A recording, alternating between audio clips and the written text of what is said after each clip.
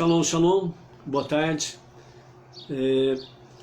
Hoje nós estamos no dia 27 do mês de novembro do ano 2020 e pelo calendário judaico nós estamos hoje no dia 11 do mês de Kislev do ano 5781.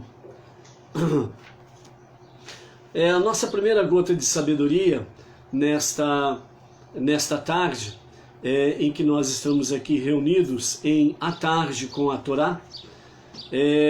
Quero falar para vocês a respeito da primeira gota de sabedoria do nosso Rav Menachem Mendel, que é o nosso Rebbe, que ele nos diz assim: quem são exatamente os opressores dos quais você é vítima? São de carne e osso? Eles não passam de ferramentas na mão de seu Senhor? Ou será você vítima de seu próprio Criador? O projetista, se referindo ao Eterno deste cosmo, não faz planos para arruinar suas próprias criações. Ele as conhece como conhece a si mesmo e vê o seu mundo com os olhos delas. Ele é sua vida e sua essência. Quando lhes faz exigências, ele as ajusta perfeitamente à capacidade que ocultou dentro de cada uma, respeitando seus limites, ao invés de buscar-se em seu poder irrestrito. Há momentos em que você compara o fardo sobre seus ombros com as forças que você sabe que possui, e o peso lhe parece insuportável. Mas ele, o Eterno, conhece melhor os poderes ocultos da sua alma e tem fé neles, porque está lá dentro deles. Ou seja, quando o Eterno está dizendo, aliás, quando o nosso Rebbe está se referindo aqui na questão em que quais são exatamente os opressores dos quais você é vítima, você precisa saber responder essa questão para que você possa realmente saber onde buscar as forças, também a sabedoria e a decisão correta para tal situação. Os seus opressores, eles são de carne e osso? É uma pergunta que o Rebbe faz. Em seguida ele chama a nossa atenção dizendo que eles, os opressores de carne e osso, eles são apenas ferramentas nas mãos do Criador. Ou será você vítima de seu próprio Criador? Então, nós precisamos diferenciar essa questão. Se os nossos opressores são de carne e osso, e eles são instrumentos, ferramentas nas mãos do Criador, do Eterno, então você já sabe o que está acontecendo, ou pelo menos precisa saber que o Eterno ele está provando você. A segunda pergunta que ele faz, ele diz assim: ou será você vítima de seu próprio Criador? Então são duas questões aqui que nós precisamos analisar de fato à luz da Torá. Primeiro, se os seus opressores são de carne e sangue, você está visualizando isso daí, né, de carne e osso. Se você está visualizando, olhando para os seus opressores, os seus adversários dessa forma, então ele te chama a atenção, eles são apenas ferramentas nas mãos do Criador. Se você toma consciência disso, que os seus opressores, o seu adversário, que é de carne e osso, são ferramentas nas mãos do Criador, então significa que, na realidade, eles não são nada. Eles estão sendo orquestrados pelo Criador com referência a você. Simplesmente isso, a você. O Eterno, ele está realmente chamando a tua atenção para algo nobre, certo? Para algo nobre. Shalom Vinícius, de Ribeirão Preto. A Berenice Altafine. Shalom, shalom, Berenice. Por gentileza, coloque o nome da cidade e o estado de onde você está conectando conosco, para que os demais possam saber a sua localidade. E os demais, né, que estão conosco aí e vão entrando, né, coloque aí, por gentileza, o nome da cidade e o estado, para que todos possam saber aí, né? O André, a Malu, né, colocando aí os nomes das cidades e os estados aí, para ficar registrado aí, ok? Então, voltando aqui sobre a questão dos opressores de carne e osso. Se você olha para eles, então você vai ver nas pessoas um inimigo. E aí é problema sério, certo? É problema sério. Mas aí o Eterno te chama a atenção dizendo assim, ó, aqueles opressores de carne e osso, eles são apenas ferramentas nas mãos do Criador. Então isso você precisa tomar consciência e ter certeza que isto é real. Ok? André Paraná, Malu, de São Sebastião, Distrito Federal. Ok? Então veja bem, o Eterno, através do Rebbe, né, essa palavra está dizendo, ó, aqueles que são de carne e osso, eles são ferramentas nas mãos do Criador. Portanto, não olhe dessa forma simples. Em seguida, ele nos chama a atenção para qual detalhe?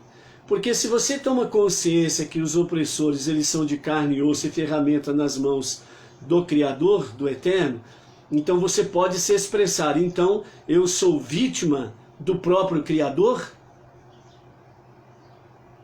Você precisa saber responder isso. Se você se sente vítima das pessoas de carne e osso, na realidade você é um pobre miserável. Se você se sente vítima do próprio Criador, você está precisando colocar uma bússola nessa questão, para que você possa ter o equilíbrio, para poder discernir corretamente a situação. E aí então em seguida, o nosso Rebbe, Menachem Mendel, ele diz assim, ó, o projetista deste mundo, quer dizer, o Criador, o Eterno, o Todo-Poderoso, o En Sof, certo? O nosso Deus e Salvador, como diz o profeta Isaías, certo? Então diz assim, o projetista deste cosmo, do universo, não faz planos para arruinar suas próprias criações. Então, a primeira questão que nós temos que ter certeza é que os opressores ou adversários de carne e sangue, eles são instrumentos, ferramentas nas mãos do Criador, ponto. Então eu não tenho que ter medo deles. E nem posso permitir que a ação deles possa trazer sobre mim alguma coisa no sentido de fazer com que eu fique depressivo ou coisa semelhante. Segunda questão, eu não posso me sentir como vítima do próprio Criador. Eu não sou vítima do próprio Criador. Você precisa ter certeza dessa realidade. Por quê? Porque Ele não faz planos para arruinar suas próprias criações. Então, se Ele não tem como objetivo me arruinar, e eu tenho convicção disso, opa, estou em boas mãos. Estou sob os cuidados daquele que tudo pode. Então, mesmo que o momento seja triste para mim, adverso ao meu bem-estar e o meu shalom, mesmo que o momento seja momentos em que provas, testes e coisas semelhantes estão me deixando a 1000 por hora, né? Eu preciso ter convicção na minha emuná para com o Eterno. Eu preciso ter convicção na minha confiança para com o Criador. Bom, então ele não faz planos para arruinar as suas criações. Ele as conhece. Ele as conhece, o Eterno, o Criador. Ele conhece as suas criações. Ele conhece você. De que forma que ele conhece você? Ele conhece você como ele mesmo se conhece. Por isso diz que está escrito que até o mesmo íntimo dos nossos pensamentos, ele não somente conhece, mas ele está lá. No mais íntimo do nosso pensamento, ele está lá. Ele está presente lá. E mesmo que você não traga à luz a palavra do seu pensamento que está no mais íntimo do seu ser, ele está lá. Ele está presente. Ou seja, ele está contigo. Isso significa, ele é a tua companhia. Ele está em ti. Significa que ele está dentro de você. Assim, ele as conhece como conhece a si mesmo. E ele vê o seu mundo com os olhos delas. Ou seja, aquilo que você está olhando, Deus está olhando. Porque ele está olhando pelos teus olhos. Isto é algo maravilhoso, é algo que foge a qualquer palavra humana que possamos dizer de maravilhoso, maravilhoso e maravilhoso. Deus está olhando através dos meus olhos. Você já parou para pensar nisso? O que eu estou olhando, ele está olhando. O que eu estou vendo, ele está vendo. Então, se eu estou vendo os meus opressores, ele também está enxergando os meus opressores. Se eu estou olhando para as dificuldades, as adversidades, os obstáculos que parecem a princípio intransponíveis, ele também está olhando do jeito que você está olhando. Porque ele está não somente contigo, companhia, mas é porque ele também está em ti, dentro de você. E aí então o Rebbe continua dizendo: ele é sua vida e sua essência. O Eterno é a sua vida e a sua essência. Se você, por exemplo, falar assim, não, eu não quero que ele esteja em mim, você perde a sua essência, você perde a sua vida. Você quer isso para si? Quando lhes faz exigências, o Eterno, ele as ajusta perfeitamente à capacidade que ocultou dentro de cada uma, de cada pessoa, respeitando seus limites, ao invés de basear-se em seu poder irrestrito. O Rebbe nos chama a atenção aqui dizendo, se o Eterno ele fosse realmente colocar em nós o seu poder irrestrito, nós não existiríamos mais, já teríamos virado pó. Porque não há como esse poder irrestrito do Eterno estar em nós. Porque ainda nós não chegamos nem na redenção com Mashiach e nem no Olam Rabá, o mundo vindouro. Mas aqui o Rebbe, na sua profunda sabedoria, ele nos chama a atenção para dizer o seguinte, o Eterno, ele ajusta perfeitamente a capacidade que ocultou dentro de cada uma, de cada pessoa. Ou seja, a capacidade e o poder que ele colocou no seu interior, ele ajustou de uma forma muito elevada. Mas ele ocultou no seu interior a sua alma divina, que precisa estar e permanecer em conexão com a centelha divina da sua presença em sua vida. Quando você olha para esta ou aquela situação e você diz, não vou conseguir. Quando você olha para este ou aquele adversário ou opressor, ou aqueles que se levantam como teu inimigo, e você diz, eles são mais fortes do que eu, não tenho como vencer, você está olhando de forma externa. Mas Deus, com a sua Shekhinah, que vem através das 10 Sefirot, estes filtros, e Ele nos dá a Shekhinah, e com ela Ele nos dá uma centelha divina, desde a criação das nossas almas, e essa capacidade, esse poder, Ele colocou dentro de cada um de nós. Então, se nós olhamos de forma externa, nós olhamos com os olhos da miopia espiritual, não enxergamos direito. Nós olhamos de forma física, que somos incapazes de dar um passo à frente. Mas quando nós vamos para o nosso oculto, para o nosso interior, quando nós buscamos o nosso eu essencial, que Ele nos deu, que está lá no íntimo nosso. Então, quando nós encontramos o nosso eu essencial, nós encontramos Ele, que é a nossa essência e a nossa vida. Sem Ele, não somos nada, não podemos nada, não realizamos absolutamente nada. É impossível viver sem Ele. Por isso, o Rebbe fala, Ele é a nossa essência e a nossa vida.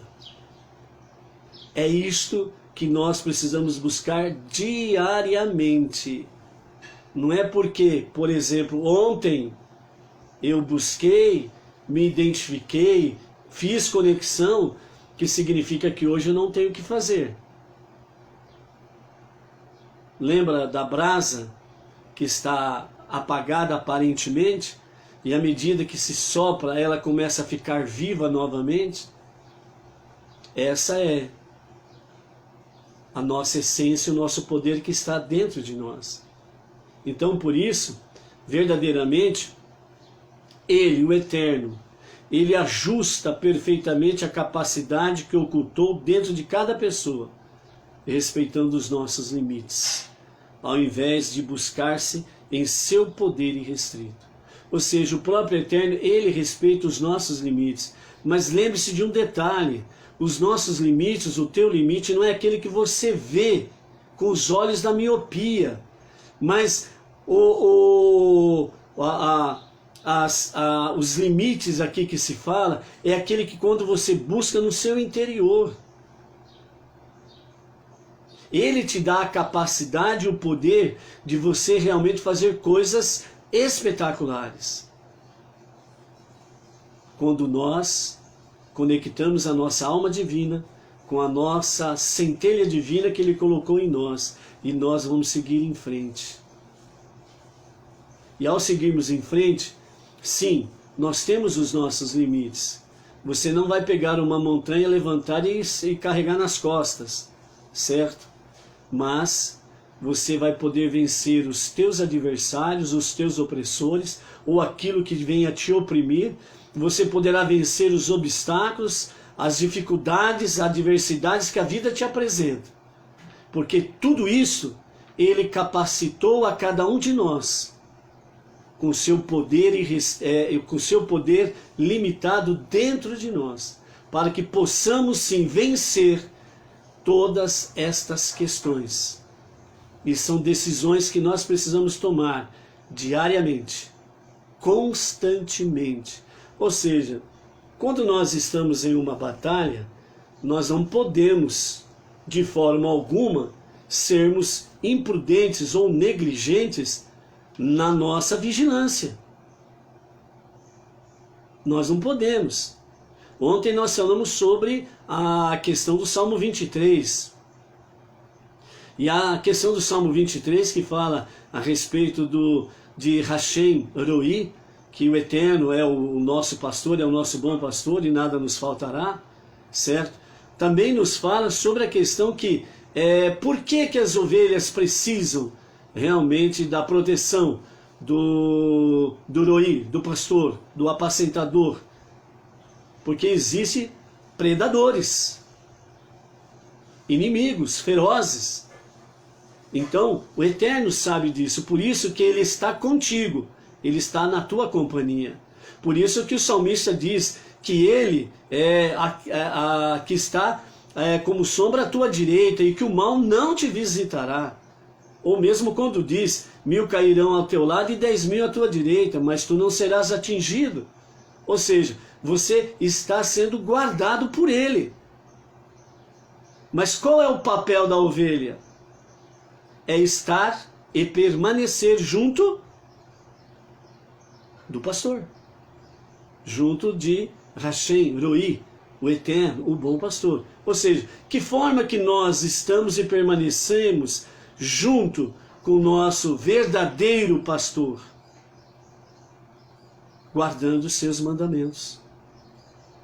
As nossas 4 bases, mais as 7 leis de Noah, ou as 7 leis universais e as suas ramificações para nós não judeus. Então nós estamos debaixo da destra de Hashem Roi e somos guardados, mas nós temos que fazer a nossa parte. Por isso que o Rebbe, através dessa gota de sabedoria, ele nos fala estas questões. O Eterno, ele ajusta perfeitamente o seu poder em nós, para que nós não tenhamos medo, pavor, terror diante de qualquer situação, diante de inimigos, diante de adversários, diante de adversidades, diante de obstáculos e mesmo diante daquilo que, de uma certa forma, é o que mais nos causa pavor, doenças e enfermidades. Por isso que essa nossa ação diária, ela sempre precisa ser real, porque se amanhã, seja qual for o tipo de adversidade, né, nós possamos realmente estarmos fortes para podermos vencer essas adversidades que se apresentam diante de nós. Continuando, o Rebbe ainda diz, né? Há momentos em que você compara o fardo sobre os seus ombros com as forças que você sabe que possui, e o peso parece insuportável. Mas ele conhece melhor os poderes ocultos de sua alma e tem fé neles, porque está lá dentro deles. Vamos por etapa. Há momentos em que você compara o fardo sobre os seus ombros com as forças que você sabe que possui. Esse que você sabe que possui, voltamos a falar, é aquela questão daquilo que é externo a nós, que você olha de forma externa. Então você se expressa, né, dizendo,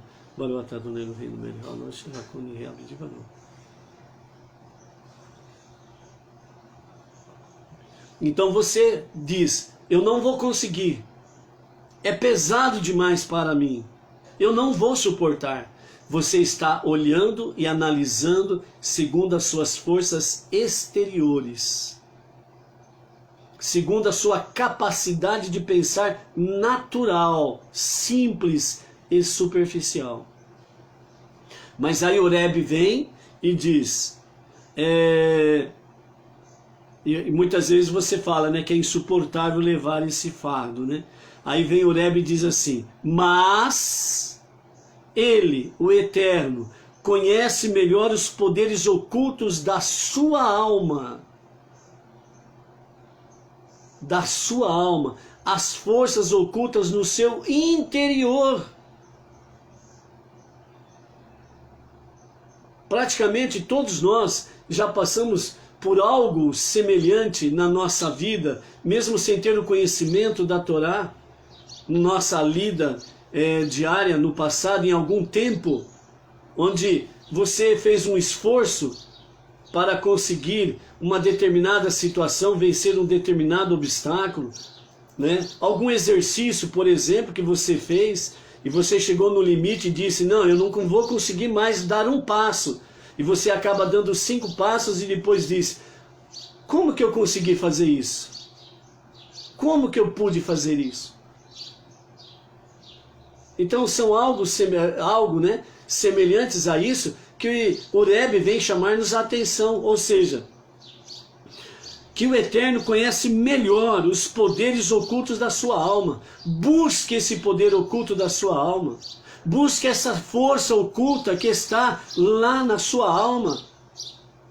Fortalece a sua alma divina para que ela entre em conexão com a centelha divina de Hashem que está no teu interior, que é a tua força, a centelha divina. E conecte-se com isso. Através do que? Techuvá diária, arrependimento e retorno ao Eterno, tefilá, prece e conexão com o Eterno, tzedaká, que é atos de bondade, atos de caridade, de misericórdia, atos de justiça, estudo da Torá, as nossas leituras diárias da porção semanal, são as nossas 4 bases, nossos 4 alicerces. Soma-se a isto as 7 leis universais e as suas ramificações. E você vai descobrir que o poder que está no seu interior, que é a centelha divina, é algo espetacular. E você vai, no seu dia a dia, vencendo obstáculos, adversidades, opressores. E quando você perceber que está um pouco mais intensa estas provas, esses testes, esses momentos, significa que o Eterno, Ele já te provou em algumas coisas anteriores e agora vem vindo alguma coisa mais forte, porque Ele tem algo melhor, maior, para você poder desfrutar. E não existe recompensa sem esforço. Não existe recompensa sem esforço. Quem consegue alguma coisa de braços cruzados, debaixo de sombra e água fresca, ele não dá prestígio, ele não dá valor e ele desperdiça. Quantos que não perderam aí as suas heranças seculares? Quantos que não perderam as suas grandes heranças que receberam de mão beijada por parte dos seus pais? Ele não fez nada para conquistar, ele não fez nada para ter realmente o mérito de desfrutar daquilo. E quando ele recebe de mão beijada a herança, porque os seus pais faleceram, gasta naquilo que não é bom, naquilo que não é proveito, naquilo que não edifica, naquilo que não ajuda absolutamente em nada a ninguém, nem a ele mesmo. E de repente, toda aquela herança simplesmente virou pó, fumaça, poeira. Então por isso que o Eterno, e nós vimos nesses dias, o Eterno, ele permite com que realmente as provas, as dificuldades, as adversidades venham sobre nós. A vontade dele desde o princípio era de dar tudo para nós de mãos beijadas.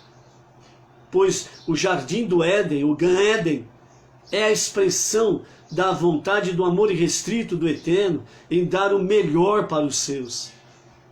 Mas ele retraiu esse seu amor e essa sua bondade um pouco, para que nós pudéssemos batalhar, lutar, para que nós pudéssemos verdadeiramente nos esforçarmos, suar, chorar, se necessário for, para poder realmente conquistar alguma coisa pelos nossos méritos com a ajuda divina. Nós não conquistamos nada sozinhos. O próprio Eterno disse ao povo de Israel, quando foi tomar posse da terra prometida: não venham dizer que vocês conquistaram a terra prometida pela força dos vossos braços, mas que vocês vieram conquistar a terra prometida pela força de Hashem. Mas eles tiveram que se esforçar, Eles tiveram que batalhar, eles tiveram que participar da guerra. Mas a vitória foi graças a Hashem. Porque eles tiveram méritos para poder herdar a terra prometida. Você, para poder receber a bênção, herdar a bênção, você precisa ter mérito. Não espere que caia do céu. Não espere que chova bênçãos do céu sem você fazer nada. Qualquer religião que diz que alguém veio, cumpriu tudo por você, morreu por você, ressuscitou por você, você não precisa fazer mais nada, é mentira, é falácia, é enganação. Deus nunca se agradou de vagabundo, preguiçoso. Deus nunca se agradou daqueles que ficam de braços cruzados e querendo só receber. Deus nunca se agradou desse tipo de pessoa. Procure ver na tua história, procure ver no teu passado, para você chegar até aqui, o preço que você pagou, a luta ou lutas que você teve que enfrentar, mesmo no âmbito espiritual, mesmo no âmbito familiar, no local de trabalho, escola, com vizinhos, parentes. Quantas lutas que você teve que enfrentar e teve que resistir. Momentos em que você disse, chega, eu vou chutar o balde, vou jogar tudo para cima que vai tudo às favas. Mas aí você parou, pensou e disse, não, eu não vou desistir. Deus está comigo. E você não desistiu, continuou buscando. E hoje você está andando no monoteísmo, junto com os judeus, ombro a ombro. Você temos um rabino como a nossa liderança, que é o Rav Yaakov Gerenstad, do Beit Rabá de Brooklyn, São Paulo.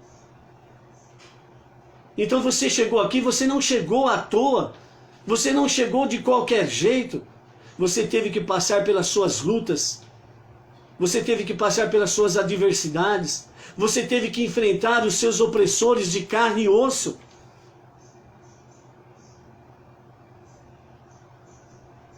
Deus viu o teu esforço, a tua luta. O Todo-Poderoso viu os teus méritos. E Ele abriu não somente o teu coração para compreender, mas abriu a tua mente para entender. E deu forças a ti, a mim, a nós, para tomarmos a decisão e permanecermos nessa decisão monoteísta, diante de uma grande, avassaladora enxurrada, que veio através desses tempos dizendo, não, você está errado. O mundo inteiro está assim, por que você vai fazer o contrário?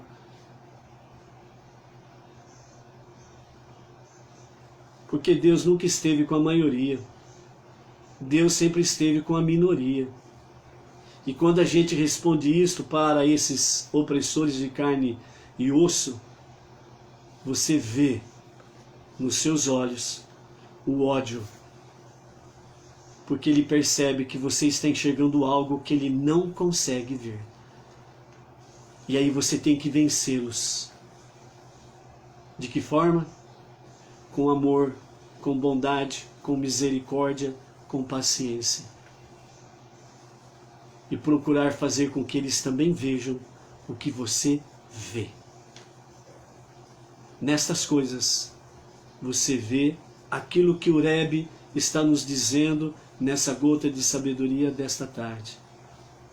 Há momentos em que você compara o fardo sobre os seus ombros com as forças que você sabe que possui e o peso lhe parece insuportável.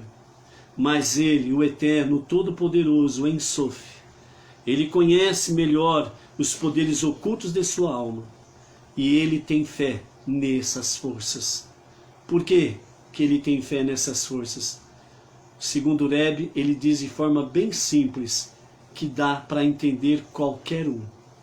Porque Ele, o Eterno, está dentro de você e Ele está dentro dessa força oculta, porque Ele é a sua própria força. Ele é a sua própria essência. Ele é a sua própria vida.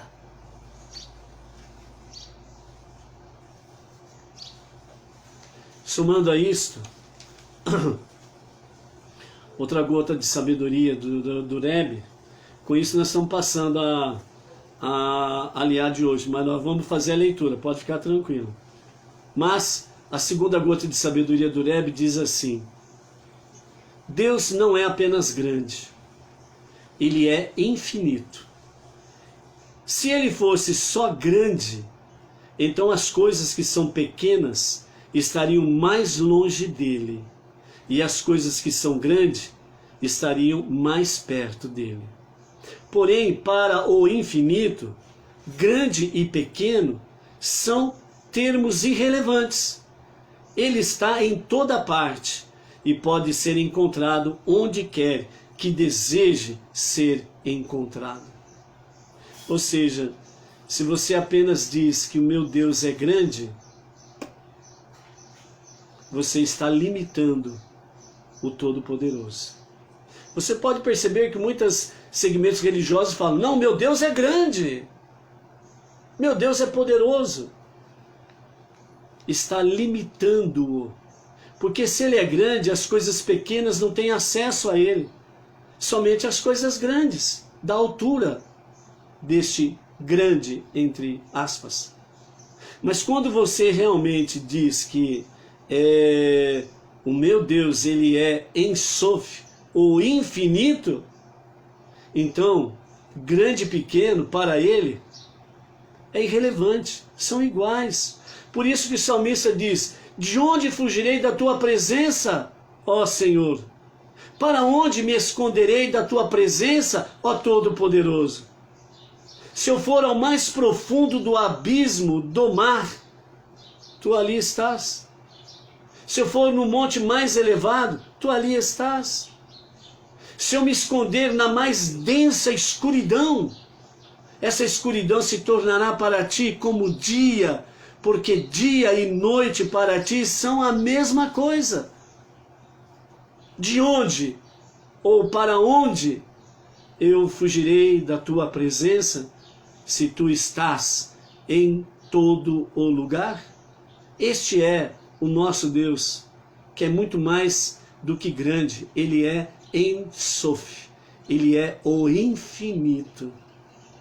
E é esse Deus que deu a cada um de nós uma centelha da sua presença em nossas vidas. E junto com isso, Ele deu para cada um de nós uma centelha do seu poder. Então, não limite a Deus. Não dê limites ao Todo-Poderoso. Simplesmente confie. A verdadeira emuná, a sua tradução literal é confiança.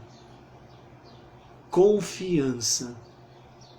E confiança significa aquilo que nós vimos nesses dias nas nossas parashiot até aqui. Deus disse, chamando Abraão: Abraão, e ele respondeu: aqui estou.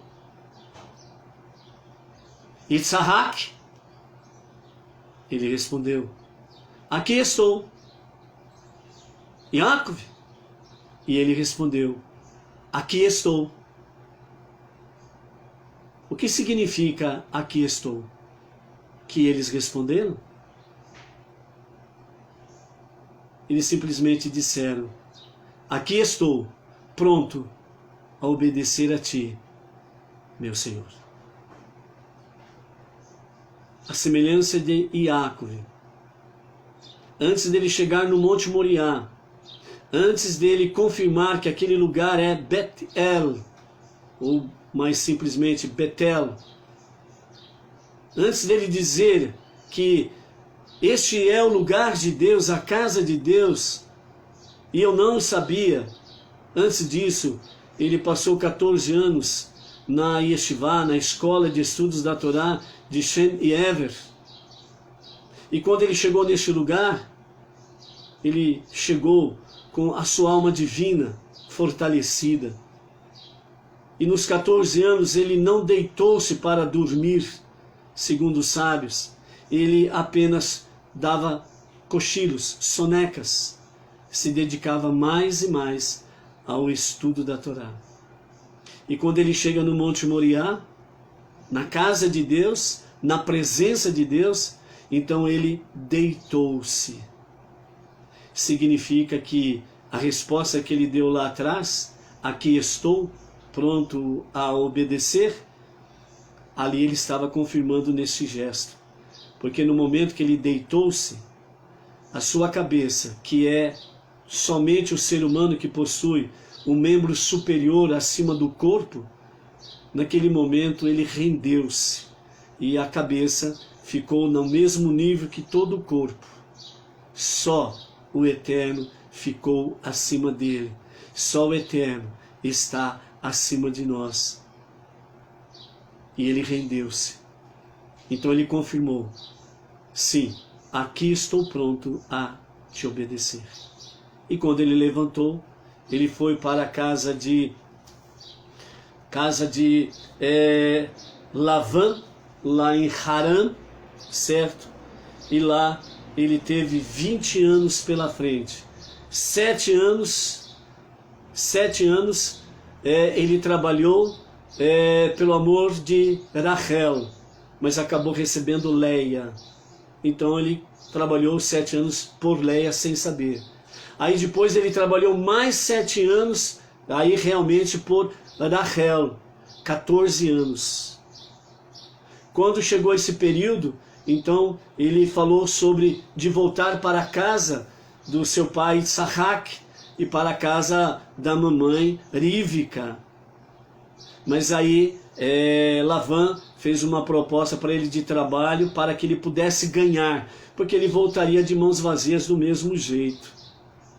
Então, nos próximos 6 anos, né, Yaakov, ele trabalhou para poder adquirir a sua própria riqueza, os seus próprios bens, e retornar à terra prometida, não mais de mãos vazias, mas voltar com as riquezas que ele conquistou pelos seus méritos, pelo seu trabalho.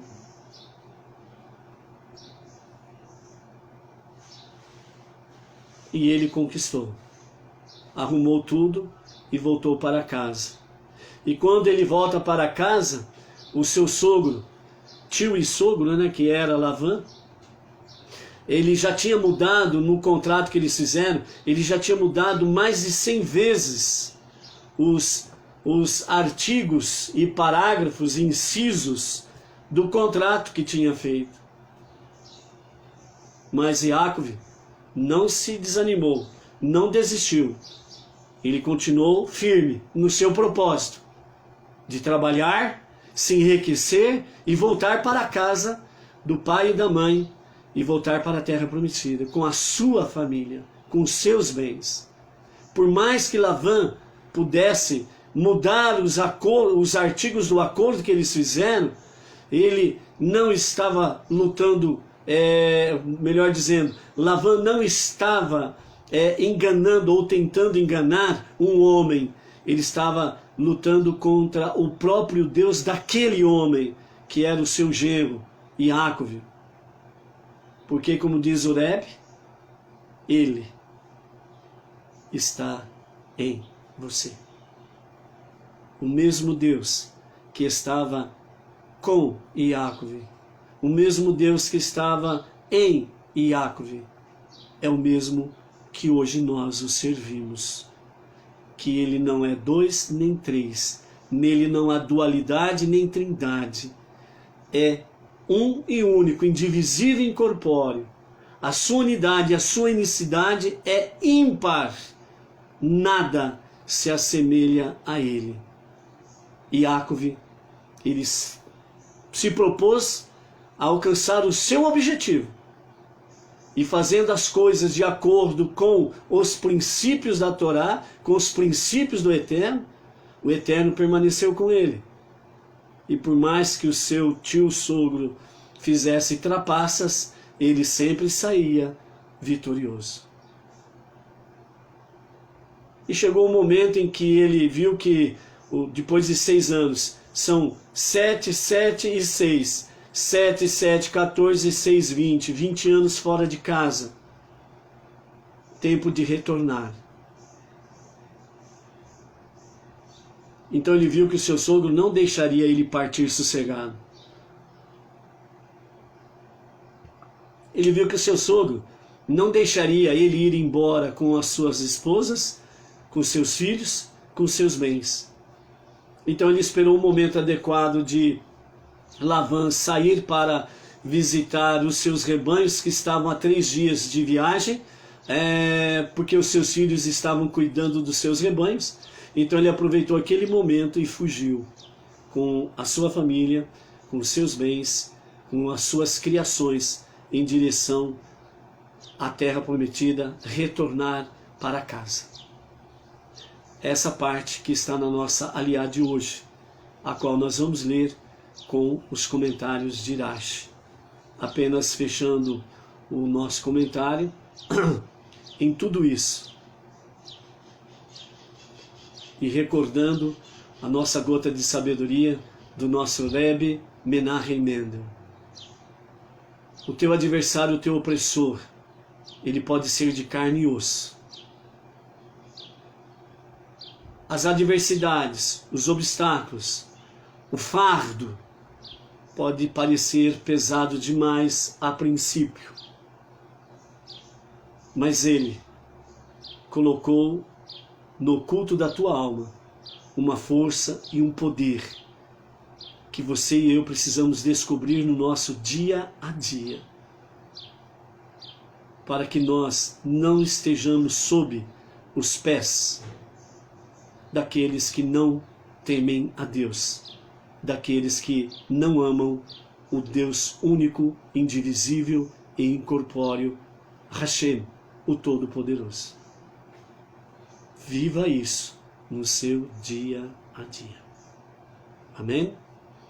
A nossa sexta aliá de hoje está no capítulo 31, verso 17, e vamos até o verso 42 com os comentários de Rashi. 31, 17. Então Yaakov partiu rumo à terra prometida, o lugar em que ele cumpriria a ordem de Deus de transformar o mundo físico no lar de Deus.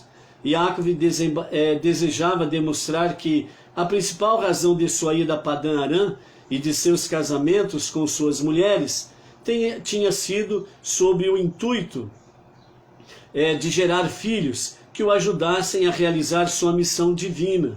Portanto, embora as normas da etiqueta e a preocupação de ensinar seus filhos a honrar os pais ditassem que Yaakov devia pôr suas mulheres à frente dos filhos, ele colocou seus filhos primeiro, seguidos por suas mulheres sobre os camelos.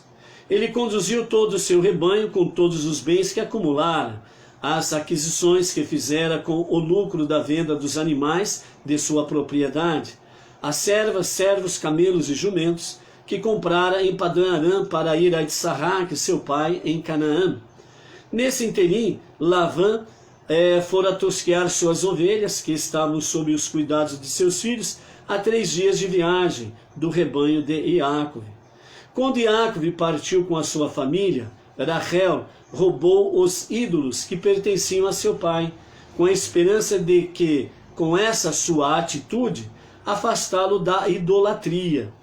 Yaakov ludibriou a Lavã, o arameu, não lhe dizendo que fugiria, e ele fugiu com tudo que lhe possuía. Ele pôs-se a caminho e atravessou o rio Eufrates e dirigiu-se ao monte Gileade. No 3º dia após a partida de Yaakov, Lavã foi informado de que Yaakov tinha fugido. Assim, no 4º dia, ele levou consigo seus parentes e perseguiu por uma distância de 7 dias de viagem, alcançando ao anoitecer no monte Gileade. Deus apareceu a Lavã, o arameu, em um sonho naquela noite e disse-lhe: guarda-te de falar com Iacove, seja com bom ou mau intento, mesmo que decidas falar amavelmente com ele, tu te mostraste tão cruel que ele prefere não ter nenhuma relação contigo. Então aqui novamente, né, vemos aí o dito aqui da Torá com comentários de Rashi, vemos em consonância com aquilo que a sabedoria do Rebbe traz para nós, certo? Você estando com Deus, Deus estando com você, quem tem que ter medo são os nossos adversários, de carne e osso. São os nossos inimigos que tem que ter medo, não nós, né? Iacove, sim, demonstrou medo, né? Mas ele não saiu da confiança na promessa divina. É a mesma coisa. O primeiro impacto que vem a nós diante de adversidades, inimigos, adversários e companhia limitada, né? Nós sabemos que isso a princípio nos traz um certo receio, medo, não resta dúvida. Mas só que no segundo pensamento, nós já temos que ir para emuná, confiança no Eterno. Ele está em mim, Ele está comigo. Olha aqui, é a mesma situação. O Eterno apareceu num sonho para Lavã e disse, cuidado, o que você vai fazer com Iacove. Eu estou vendo. Não esqueça isso. Aconteça o que acontecer, seja o que for, nunca esqueça. Deus está vendo, não somente com os olhos dele, mas ele também está vendo com os teus olhos. Ele olha também através dos teus olhos. E ele sente o que você sente. E ele vê que ele sente que você precisa da ajuda dele. E ele vem e nos traz, sem sombra de dúvidas, essa confiança.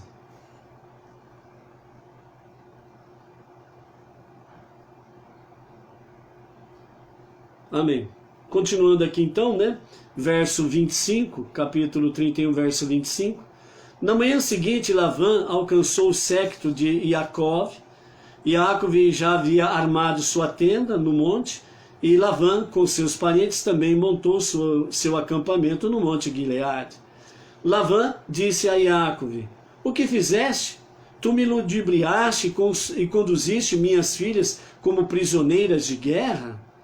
Por que fugiste subrepeticiamente, enganando-me e sem dizer-me nada? Ora, se me dissesses que queria ir, eu te despediria com júbilo e cânticos, com tambor e lira. Nem sequer me deixaste beijar meus filhos e filhas, agora agiste totalmente e sofrerás as consequências. Né? Quando Lavã diz minhas filhas e os meus filhos, ele está se referindo meus filhos aos netos. Porque voltamos a falar, né? Naquela época os parentes próximos eram como todos se fossem irmãos, né? Sobrinhos, primos, netos, filhos, uma família só. Nesse sentido, todos estavam debaixo, de modo figurativo, debaixo do mesmo teto.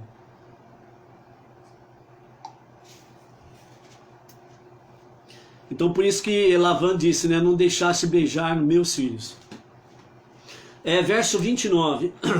Tenho poder para fazer-vos mal, mas o Deus de vosso pai falou-me ontem de noite e disse, guarda-te de falar com Iacove, seja com bom ou mau intento. Por que foi que tu partiste dessa maneira agora? Não consigo compreender isso, porque ansiavas frequentemente durante os últimos 6 anos pela casa de teu pai. No entanto, nunca tinhas tentado fugir antes. Sempre discutias a situação comigo e eu te explicava porque te convinha permanecer comigo. E fizeste bem, eu te tornei muito rico. E por que roubaste meus deuses? Aqui, né, quando Lavã diz, né, e te tornei muito rico. Só que ele esqueceu de dizer que muito rico ele ficou também com a presença de Iacove, né, junto com ele. E também, né, ele só tinha filhas, e ele teve filhos, varões, né? Então, quer dizer, ele foi muito bem abençoado também, e ficou muito bem rico, né? Mas aquele negócio, né? Vamos jogar as acusações contra eles, né?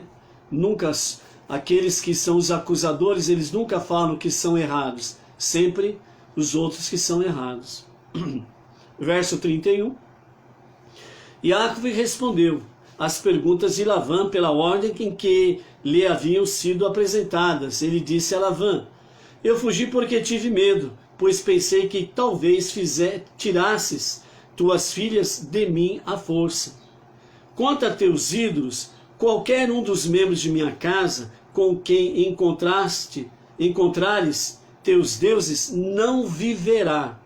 Na presença de nossos parentes, identifica por ti mesmo o que quer que de teu que esteja em minha posse, toma-o de volta.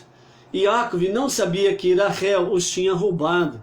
Foi por causa da maldição inadvertida de Iacove que Rachel morreu na viagem, né? Então, Iacove, né, quando ele foi acusado de roubar os seus deuses, né, os deuses de Lavã, rapidamente Iacove já respondeu: para que eu vou roubar os teus deuses? Eu não sou adorador de deuses. E a minha casa toda sabe que nós não somos adoradores de Deus. Procure você mesmo. E quem estiver com os seus deuses não viverá. E ele não sabia que Rachel, a sua amada, tinha feito tal questão, roubado os ídolos do seu pai. Mas o objetivo dela foi um objetivo de tirar os ídolos dele, no sentido de pensar que ele, sem os ídolos, ele se voltaria completamente ao Deus único, né? Mas ela guardou, né, os ídolos consigo e levou os ídolos consigo. E nesse momento Iacove, de forma, vamos dizer assim, abrupta, ele já respondeu de pronto: quem tiver não viverá, né? Qual é a lição que nós tiramos aqui desta fala de Iacove? Que nós tenhamos cuidado em falar alguma coisa. Que não sejamos precipitados em falar alguma coisa. Isso pode realmente trazer grandes transtornos para as nossas vidas. Ok? Verso 33. Então Lavã entrou na tenda de Rachel, isto é, de Iacove, pois Rachel ela era a esposa principal. E depois entrou na tenda de Leia. Em seguida ele revistou a tenda de Rachel pela segunda vez. E finalmente revistou as tendas das duas servas. E nada encontrou. A razão pela qual ele foi novamente à tenda de Rachel para fazer mais uma busca, quando saiu da tenda de Leia, foi que ele sabia que Rachel era intrometida e suspeitou de que ela tivesse roubado seus ídolos. Ou seja, Lavã foi 2, 3 vezes na tenda de Rachel, porque ele tinha certeza que foi ela que aprontou isso com ele, porque ela era intrometida nos assuntos do seu pai, né? Então ele falou: só pode ser ela, não tem, a característica é dela, né? Mas aí, na continuidade, ora, Rachel tomara os ídolos, colocara-os dentro da sela do camelo e sentara sobre eles, de modo que, quando Lavã vasculhou a tenda inteira e ele nada achou, ela disse a seu pai: não se aborreças, meu senhor, por eu não poder levantar-me diante de ti, pois é meu período do mês. E ele procurou, mas não achou os ídolos. Então, né, Rachel disse para ele que estava no dia do mês, nas suas regras, que ela não poderia se levantar. Iacove enfureceu-se e discutiu sua queixa com Lavã. Iacove falou abertamente e disse a Lavã: qual é meu crime e qual é minha culpa para que me persigas implacavelmente? Vê, vasculhaste todos os meus pertences. O que achaste de todos os objetos de tua casa? Coloca-o aqui, à frente dos meus parentes e dos teus, e que eles julguem a disputa entre nós dois. Durante esses 20 anos que estive contigo, tuas ovelhas e cabras jamais perderam uma cria, e eu nunca comi um carneiro, nem qualquer outra coisa de teus rebanhos. Jamais te trouxe um animal dilacerado por fera selvagem, embora eu não tivesse obrigação de arcar com essa perda. Eu sofria o prejuízo porque tu injustamente cobravas o valor de minha mão. Além disso, eu absorvia o prejuízo de cada animal roubado, quer fosse roubado de dia ou de noite. Assim, eu existia, eu era consumido de dia pelo calor escaldante, e de noite pela geada, e o sono se ausentava de meus olhos. Esses 20 anos estive em tua casa, 14 anos trabalhei para ti por suas 2 filhas, e 6 anos por teus rebanhos, e mudaste as condições do meu pagamento, isso é, os tipos de animal que eu receberia. Você mudou o acordo 100 vezes. Se o Deus de meu pai, o Deus de Abraão, que é o motivo do temor de Isaac, não estivesse comigo agora, me terias enviado de mãos vazias. Mas Deus viu minha aflição e a labuta de minhas mãos, e ele te repreendeu ontem à noite. Então, aqui nós encerramos a nossa leitura diária, né? A 6ª leitura. Então nós vimos aí a resposta de Yaakov para Lavã, o seu sogro. E ele, nos seus argumentos, né, não somente argumentos de palavra, mas os 20 anos comprovaram isso daí.